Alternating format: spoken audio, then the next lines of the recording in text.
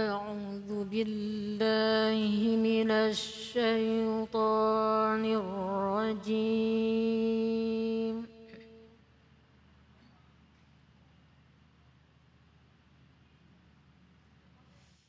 بسم الله الرحمن الرحيم.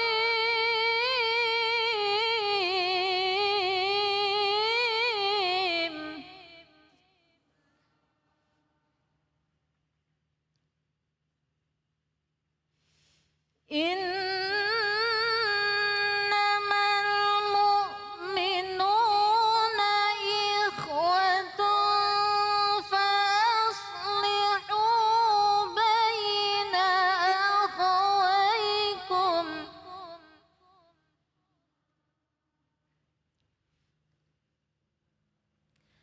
واتقوا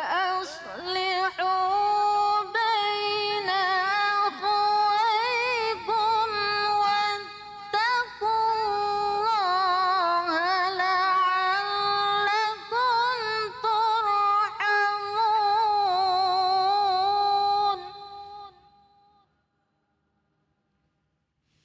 واتقوا الله لعلكم ترحمون.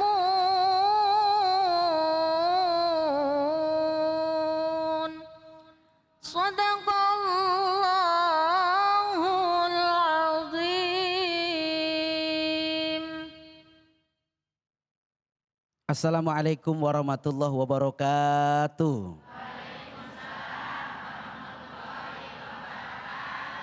Alhamdulillah wassalatu wassalamu ala rasulillah sayyidina wa maulana Muhammad ibn Abdillah la haula wa la quwata illa billah. Aqra'ul Quran fa innahu ya'ti yaumal qiyamah syafi'an li ashabi. Terima kasih kepada Ustazah Aminah yang telah melantunkan ayat-ayat suci Al-Quran. Semoga menjadi ibadah bagi yang membaca dan umumnya bagi kita semua yang mendengarkan. Senang sekali saya Abi Gifran kembali menyapa para pemirsa dimanapun berada dalam program Cahaya Hati Indonesia. Seperti biasa nanti kita akan membahas tafsir dari para guru-guru kita semua dan kita juga akan mendengarkan tausiah dengan tema usaha tidak akan mengkhianati hasil.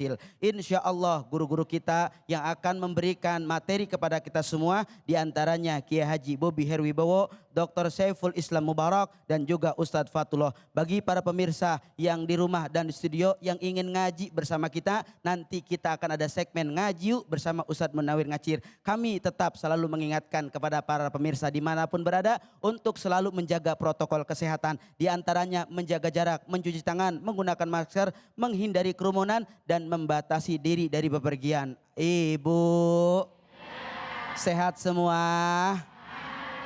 Boleh tanya ini dari majelis taklim mana?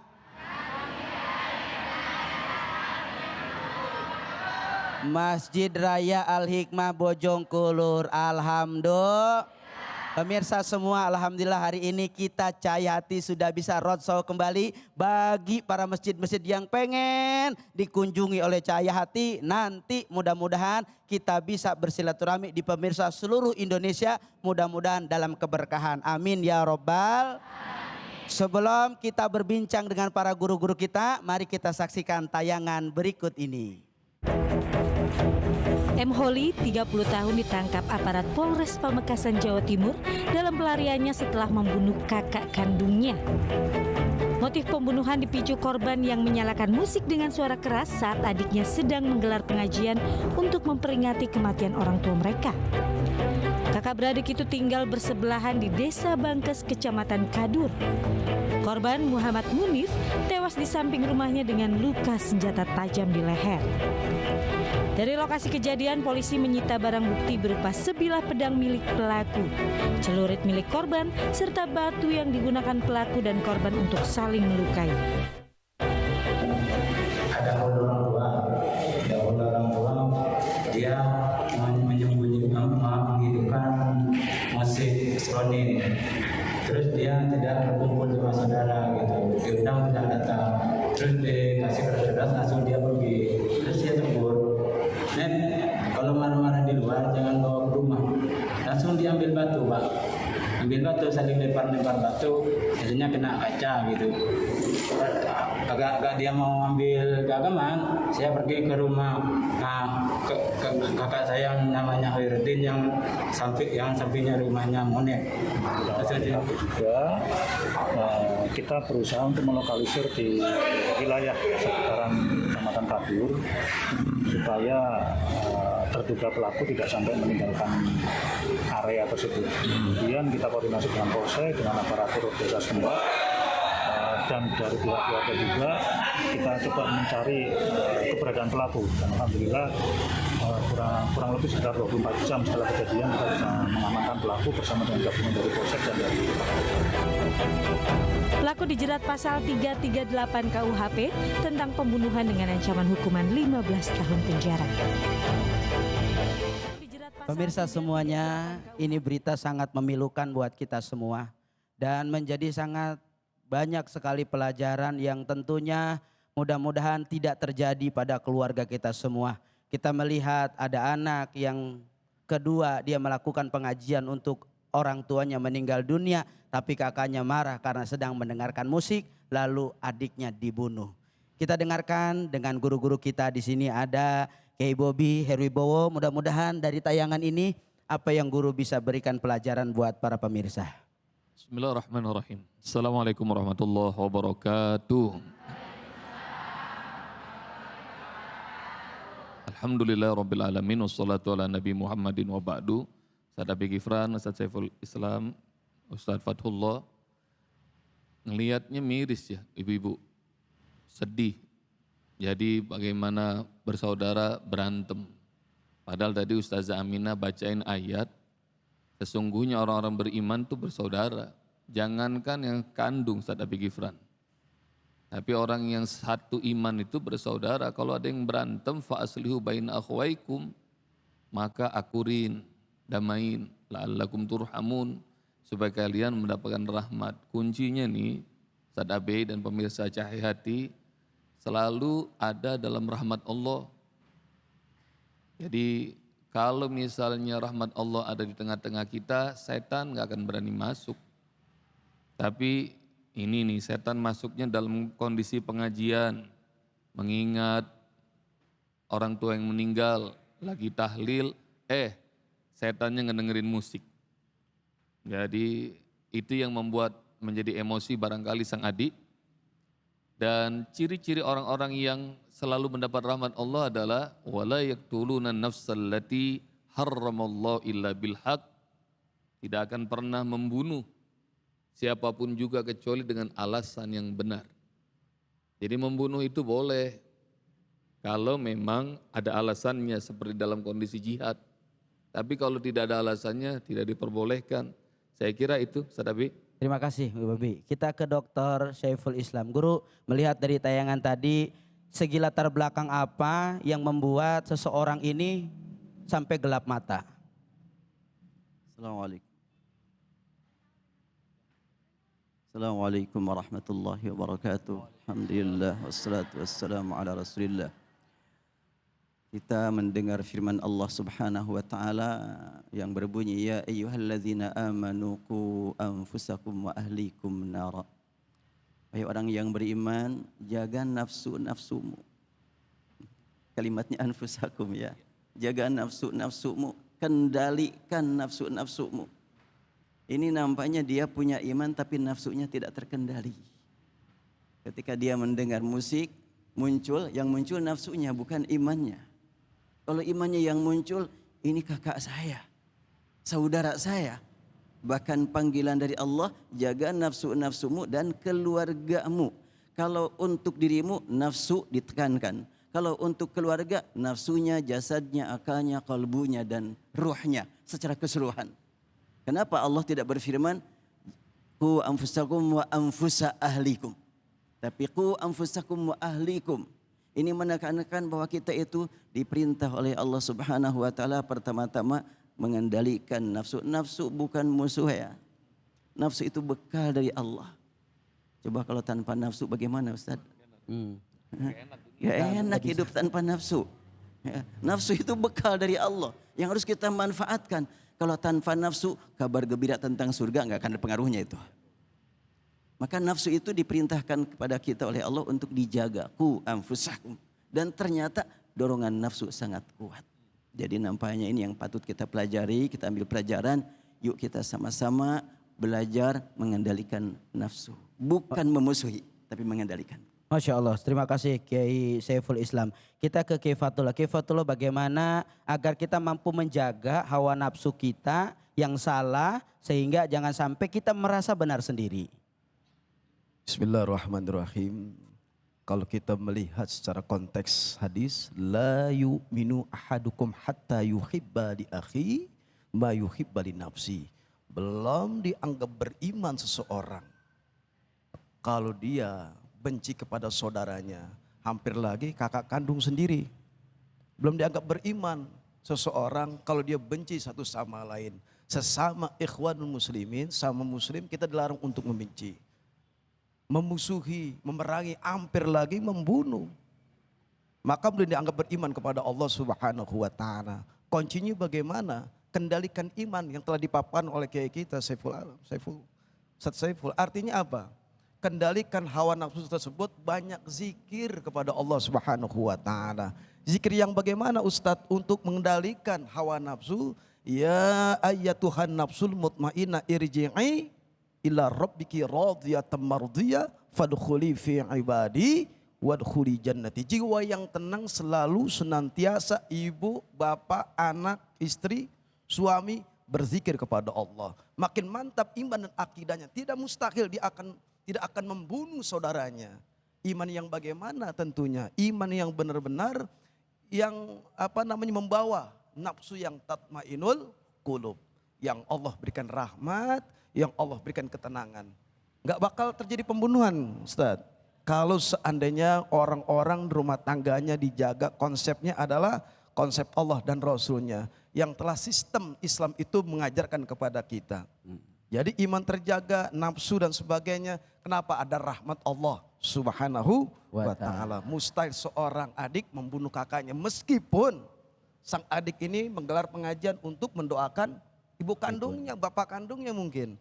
Tapi tidak dibenarkan bagaimanapun. Itulah fungsi pengendalian iman. Kita harus banyak berzikir kepada Allah Subhanahu wa ta'ala. Terima kasih Guru. Kembali ke Kiai Bobi Herwibowo. Kiai, di sini kan ada adik yang dengerin musik lalu dia bunuh kakaknya.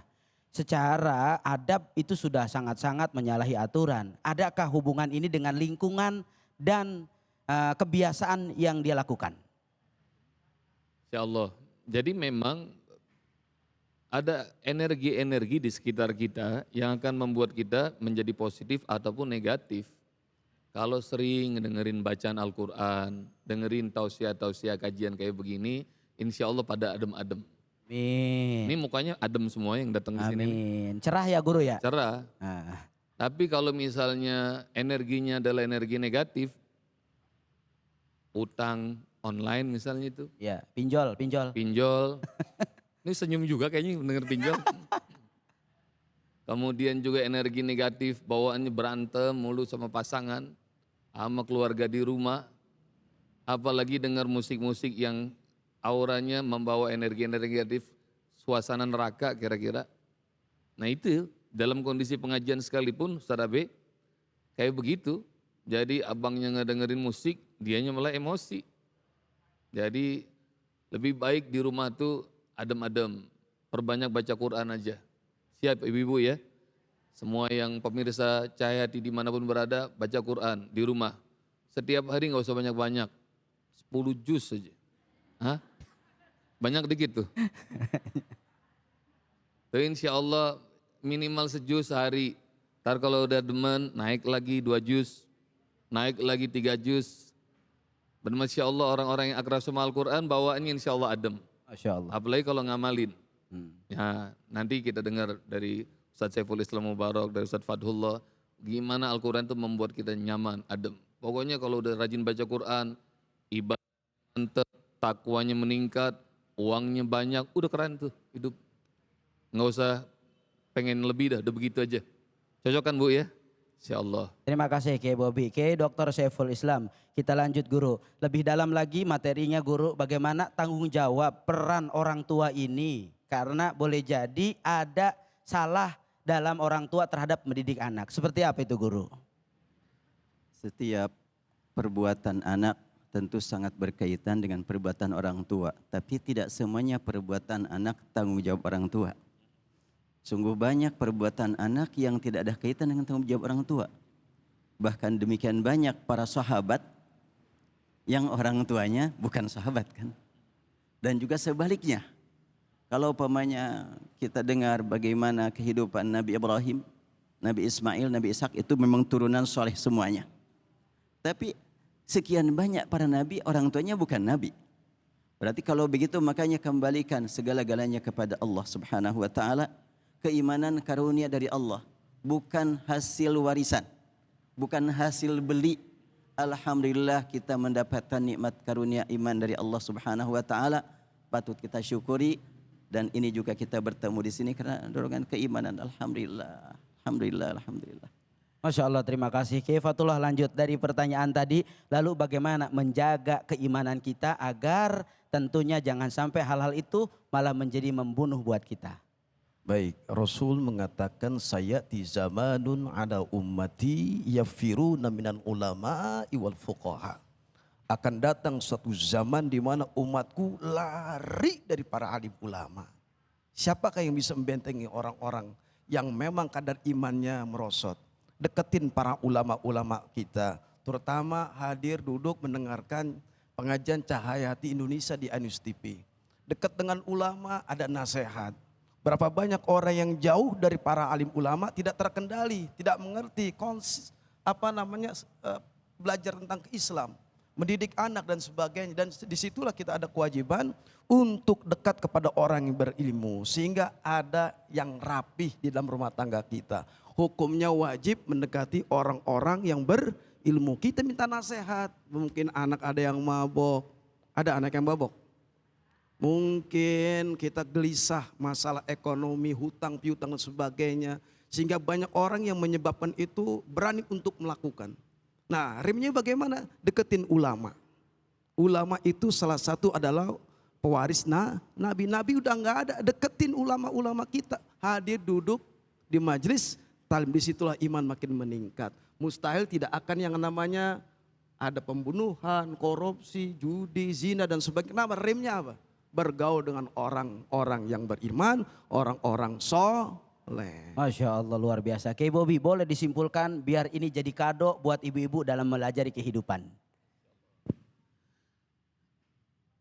Harus cinta kepada siapapun, menebarkan rahmat Allah karena Islam itu rahmatan lil alamin. Sabda Rasulullah SAW, irhamu man fil ard, yarhamkum man fis sama. Tebarkan rahmat Allah Subhanahu wa taala kepada siapapun yang ada di muka bumi, maka insya Allah Allah yang ada di langit, para malaikat semuanya akan merahmati kita. Maka kalau rahmat Allah kurang dalam hidup kita, insya Allah bawaannya gerah, gelisah. Tapi kalau rahmat Allah banyak dengan meningkatkan ibadah, ketakwaan, iman pada Allah, maka insya Allah semuanya beres. Masya Allah, terima kasih. Kiai Saiful Islam, boleh singkat sedikit saja untuk pesan buat ibu-ibu. Ya, sabda Rasulullah SAW terkait dengan kasus ini, beliau bersabda, unsur akhaka zaliman aw mazluman. Tolong saudaramu yang sedang terkena zalim dan juga yang berbuat zalim. Sahabat kaget mendengar kalimat itu. Ya Rasulullah, saya ngerti kalau menolong orang yang terzalimi. Ini nolong orang yang berbuat zalim gimana? Rasul menjelaskan, jauhkan orang yang zalim dari kezaliman. Jangan mengulang kezaliman. Kalau tadi hubungannya dengan kasus pembunuhan, mestinya adik itu melihat kakaknya adiknya yang meninggal, yang membunuh ya. Ya, ketika melihat kakaknya yang tidak benar, sayangi dia, jauhkan dari perbuatan yang tidak benar itu. Bukan malah ditindak, tapi jauhkan dia dari perbuatan yang menurut adiknya itu tidak benar. Masya Allah, terima kasih para guru-guru semua, luar biasa. Mudah-mudahan apa yang guru sampaikan penuh manfaat, penuh makna dan penuh pelajaran buat kita semua. Setelah ini kita akan mendengarkan pembahasan tafsir Al-Quran yang akan disampaikan oleh Ustadz Bobby Herwibowo. Jangan kemana-mana, tetap di Cahaya Hati Indonesia.